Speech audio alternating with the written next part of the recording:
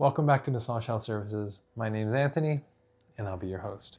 In this video, we're going to be covering the piriformis muscle and how to stretch it. Now, you might need the piriformis stretch if you have irritation along your lower back. Perhaps you've seen a chiropractor, massage therapist, any kind of body worker that has said, hey, like you have sciatic nerve irritation, so this might be right for you. There's 3 variations for the piriformis stretch. You can do it seated, you can do it on the ground, or you can do it on your back.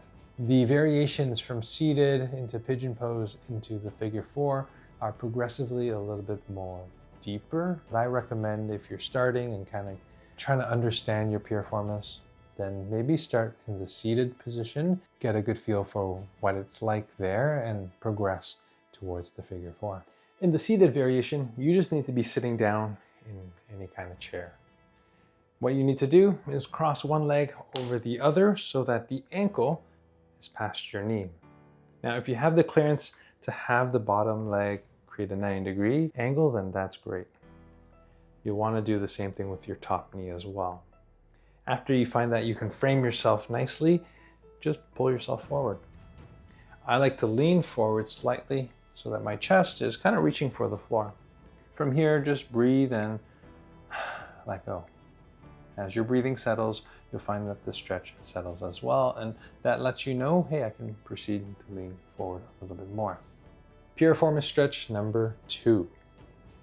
This is the pigeon pose from yoga, and I really enjoy this one because it gives you a lot of variation in terms of how you can ramp yourself from a light stretch into a deep stretch. Here it is. Most people will flex the affected leg and then stick the back one straight behind them. From here, you can frame the lower leg with your hands, or you can just simply take your chest and lean forward. When you feel the stretch, just breathe, relax, and again, you can go through the barriers as your breathing settles. Now, the modification for this one is actually quite interesting. If you have the front leg creating a 90-degree angle, you can have your chest lean towards your ankle. As you shift your weight of your chest over the leg, you'll find that the difficulty level of the stretch increases. Now, if you're new to this, then definitely kind of start out here and just take your time.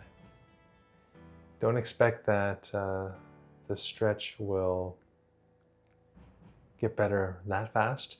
You might not have the range for a while, and that's because your body doesn't know what that range looks like. So start easy and then shift your way to where you find the resistance. Breathe, and then you can proceed after that.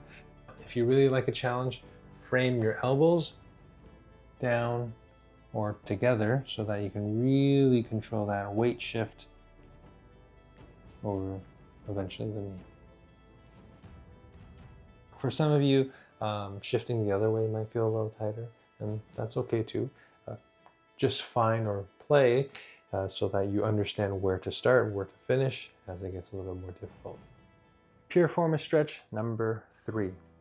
This is the figure 4.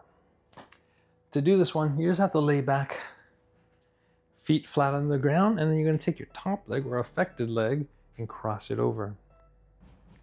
Your hands are going to thread through, one through the middle where that spacing is, to grab your knee or your shin. The other one's going to join it around, and you're going to hold or clasp your hands together.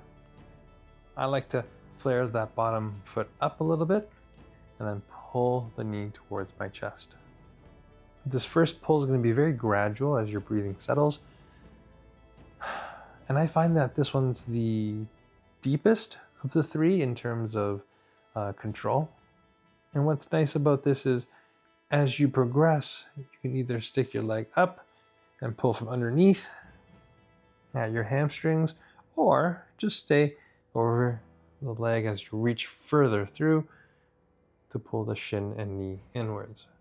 When you're stretching the piriformis, just make sure that when you find that initial stretch, hang tight, breathe, and relax while you're there.